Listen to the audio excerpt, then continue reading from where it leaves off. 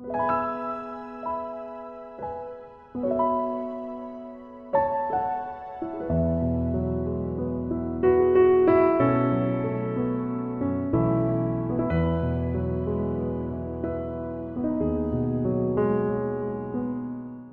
mai le whaafonga malau mai moa, o le whaamanianga nei ma le sunga le whaifiau toina, Reverend Malaki Moa Iava, o le taita i whono o le maafutanga whaifiau so whaatasi i Wellingtone, o le whaafengainga fōi o le kalesia e whaaka asa i wainu i mata. Leli ie, lo tua, te le lava mea ua e whaia, o wavenga mo manatu ia te matou, le mwhai una laulo wina atu ai ia te oi. O te fia tautala iai, a wale mwhai tau lia lava. Tu mawatu la o fio le viinga, le wha manu ma le whanetang, o no lo walofa ma lo wha mau. Pa whailoa ai mawhatu lo watu i o pa ia le avea Samoa. Pa ia lava e le popo pa e le so. Ma ia le babau e o le wha babau. Pa malor flau manuia ma le langia mamau. Wa o lele, o malama o dungalu, i te whanua lala. Ta whanua foi le nafo le tua au. Le ta fo launga o le netu sanga. O le malanga umi le no filifilia o le tua. Mai e pito i kanana. O se malanga sa tumu i whaingita ma poponga. O le sami ula ula. O le fia ai ma le fia inu. O taua sa whenga iai ma nuu sa lato sopo ia i le ala. Ai mai se o le whaatua tua whe momo wai. Manatu sa moai. Se ata atua fo i lea o ta whainga malanga o le neito sanga. O tali mo watu. Wasa tatou fita iai ma mala whale nā tua. O te ngata whatupu whale ve lafi. Ngase ngase. Ai mai se o le nei whama ioti. O ia lava whaingita wa whe moe ai whainga malanga. Nisi o tatou te maa matina. O uso matu whawhine, e o lava nei tātou whana pere. E oi lea Samoai, e le muta ai le tātou wanganga whawhitai.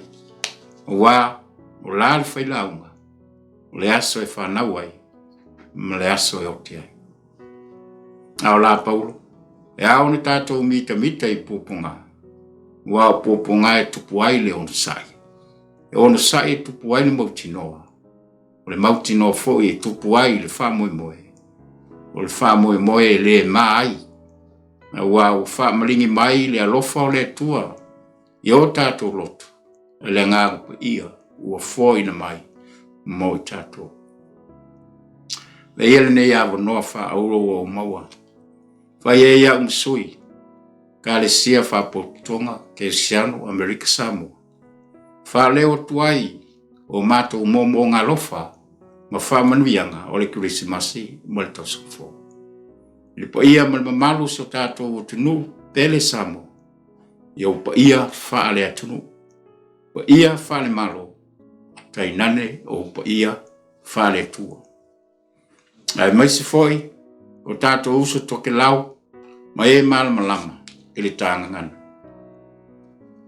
Whamani atu le Kirisimasi, man tau sang fau ta po inga anai o manu ta fatua fo se la wainganga a sau msale aula fa peo ma ainga le o malo ta puai fa tai talo a o faiwa o tam fanau i so stiute ma so se vala wina manu e tele Christmasi ma tau sang fau Whamanui atu le Kirisimasi, le tau sang fau se mātou e kalesia e whakasa i wainui. Ma lo le ngā lulue. A pe fau se mātou lotu i porurua, sunga e Eremia, Ellen malfaltua e alangi Ellen, malpa ia o le kalesia, manuia le Kirisimasi ma tau sang fau. Whamanuia le fau le Kirisimasi ma tau sang fau, le si ufonga lau monei. Le fionga le li pule a whamasanga, mo resi, mo le mamalu lau whai ngā ruenga. E te nane na komiti whawhoi. Na o fionga, teite i whono, tono mo whono, au matangi ke nā kui, Ma le lava loa o le komiti mamalu. E te inane, se o tātou tina matua, e a whereni eti. O le upumoni, o lele, ua mama ioa, ua mama fo I te loa, le sao samo. Ina ua osa I lau whatau tainga o le nei tosa. Manuia le Krismasi ma le tausanga fo. E le ngalo foi, nei paanga, ili soifua maloloina. Lau fionga le li pule sili doctor tanga loa tiuna ulu, ma lau wa. Va pe foi, le li pule sili o le Pacific Health Service, lau hat. Lau fionga nai, ya po lau fionga foi le la au na whausia misa. Moa au pati, ma lau au whai ngadwe. Ma lo le ngadulue, aya, le soifua maloloina, o nai o tātou tangata, a tātou whenga iai, ma le nei foi whamai oti, ua whaamata umai le tātou whenga malanga. Manuia le Krismasi ma le tausanga fō. Whamanuia atu le Krismasi ma le tausanga fō, lau fionga le komistin sili, lau fionga le asi, pālii, lau maskana, ma lau masiofa. Ma lo foi ngā lulua o le nei tausanga. Manuia atu le tausanga fō I whainga malo, sa tātou tunu pele o Samoa, Amerika Samoa. E whape foi le nei atunu uwa ta maina lo tātou ora. New Zealand nei o lo tātou au maumuna no foi. So se kāle sia e sese, ma ua mai le nei whaasela longa. Whamanuia atu le Krismasi ma le tausanga fō. Mai se foi nai tātou uso toke lau, na o fionga tu ispoanga ma le whalitua. Ia, e te nane le au te lenga o nai o tātou uso toke lau. Manuia le Krismasi. Nā whene lea o se tala I le pa ia o le mawhitanga sofatasi. Whaiwhiau Samoa, tā whitoro Wellington nei. Lau o fionga pātere māreko pufunga, na sunga I whawhiau to ina, whatonu, whatuturi setu, sunga I to ina ia o whanga whawhia, o mawala I vau. Lau sunga lau I ula yang, lau sunga I to ina sani ta malelangi, ta inane sunga I lau whainga luenga tutofi. I lea fata ma lea fata, o lea foi tovine ma lea tovine. Whamalo mo ngā luenga o le nei tusanga.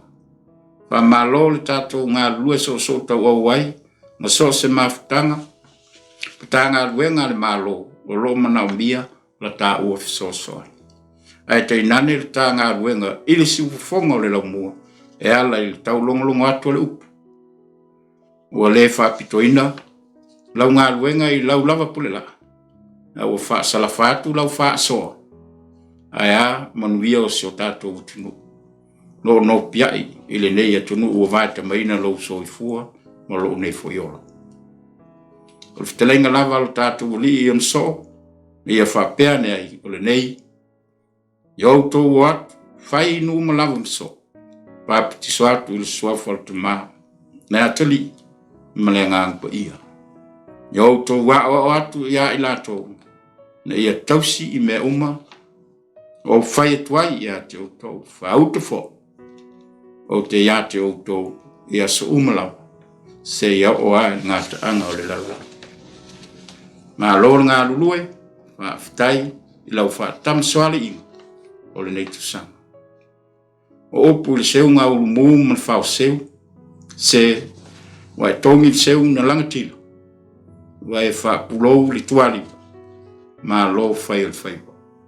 Manuia tele le Krismasi, ma le tausanga fau, le tātou mawhitanga. Samoae, whapena I o tātou uso Pasifika uma. Kale sia isi. Tāpina ina whale anganga lo tātou sā. Le tātou wholau. Le tausanga fau o whotua I mai. Wā tātou te lei loa tanga e whai wasa. O opu fo I la ngā te whale, sasi tanga le tautai, asa leo le whai.